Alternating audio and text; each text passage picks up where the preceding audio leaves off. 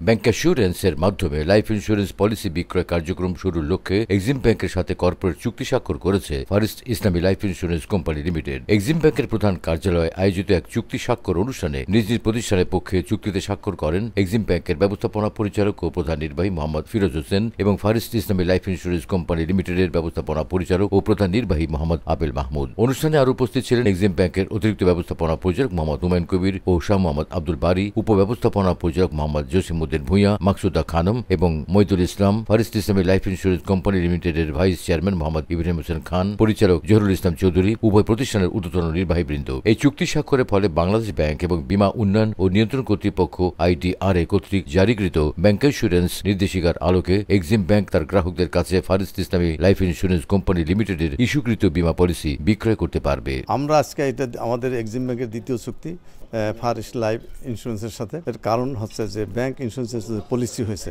সেই পলিসির মাধ্যমে ব্যাংক এবং ইন্স্যুরেন্স কোম্পানি দুইটাই একজন আরেকজন পরিপূরক হিসেবে থাকে এবং আমাদের দেশের জনগণের আর্থিক সুরক্ষা দিতে পারেন। এই আদলে এইটার জন্য এই চুক্তি। আর অদূরের ভবিষ্যতে আরও দুই একটা আমাদের চুক্তি হবে।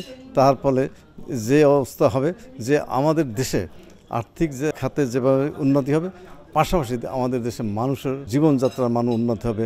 এই উদ্দেশ্য নিয়ে মাননীয় প্রধানমন্ত্রী সংসদে যে আইন করেছে সেই আইনের আদলে আমরা এই চুক্তি স্বাক্ষর করেছি এবং ভবিষ্যতে এর উত্তরোত্তর বৃদ্ধি পাবে বলে আমি আশা করছি।